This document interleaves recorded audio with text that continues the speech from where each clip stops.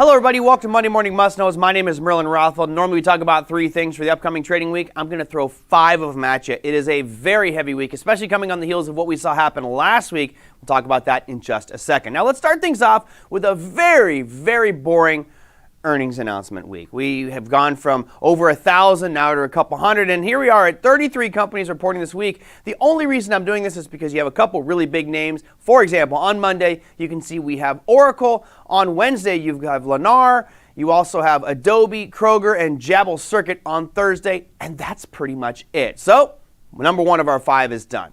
Now, on last week's Monday Morning Must Knows, we talked about the inflation numbers. Now, of course, the Fed has said we look at PCE, Core Price Index, which was several weeks ago. But you can't ignore Consumer Price Index and PPI. And I made the point that if that Friday number for CPI comes out worse than expected, you could see tremendous volatility. And lo and behold, boom, we got smacked in the face with a CPI number that went from 0.3 to 1%.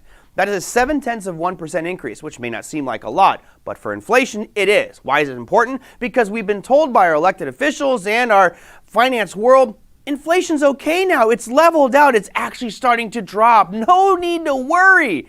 Now all of a sudden it's like grab the popcorn because the show is starting up for the second half. Inflation numbers very high, and that puts the Fed in a corner. Now why is that important? Because this week we have the second half of that. There's twinsies. You've got Consumer Price Index, which was reported last Friday and was astonishingly high. This week we have Producer Price Index, which is what it costs producers to make this basket of goods and services. That's Tuesday at 8:30 a.m. Eastern Standard Time. As you can see on that hard right edge, we are currently at 0.5%. Now that was a very sharp drop from the 1.4% we had the month prior. Now if history is any indication and the Consumer Price Index numbers last week is any indication, we should probably see this PPI number spike sharply. My guess is you'll probably see it go over 1%. To be in line with what happened with CPI last week. That again puts a lot of pressure on the Fed going forward with regards to interest rates, which brings us to another important topic, which is retail sales. Now this one isn't as critical, but if we are seeing higher inflation, you're seeing lots of slowing GDP data, this retail sales number, which has been climbing for the past 3 months, as you can see on the hard red edge, might start to dip down. And there's kind of a historical line I'll draw across the screen here. You know, we're just shy of kind of the peaks we saw back in 2018 and 19.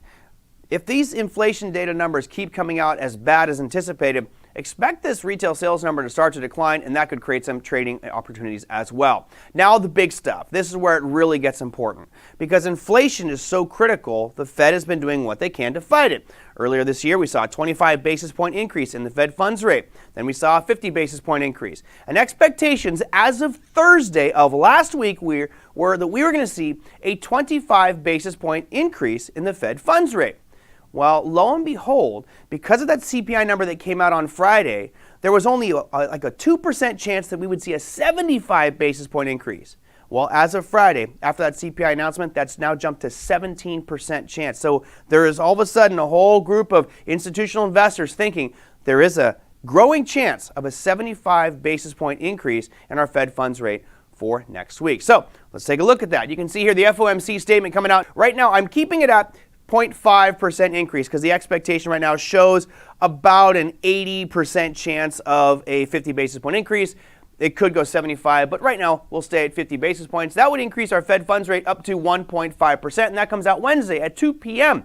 Eastern Standard Time. That's followed up by the most important part, which is the press conference. What is Jerome Powell going to say about this sudden spike in inflation? What does that picture look like, and what's the Fed's roadmap going forward? But it's not just about the United States. It sounds so exciting because on Wednesday we have our Fed, which is certainly the dog that wags the global tail, right?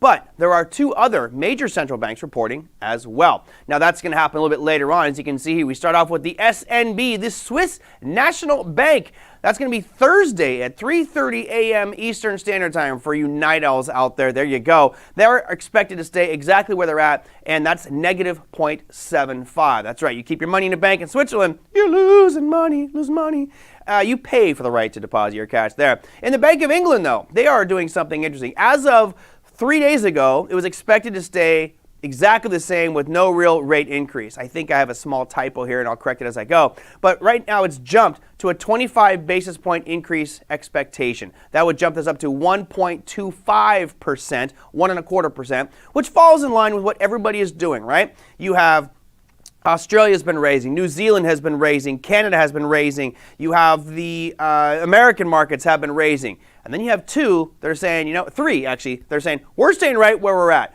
Japan staying at negative 0.1, Swiss National Bank staying at negative 0.75, and the European Union, which to me is a very precarious situation over there, staying at 0, and they say till 2024. If inflation keeps spiking, those that don't raise their rates are going to find themselves in a world of hurt. Now, bottom line is there's a ton of information. Retail sales, we have PPI numbers coming out. We saw what CPI did last week. You have 3 central banks reporting this week, so it's going to be a very exciting and volatile week.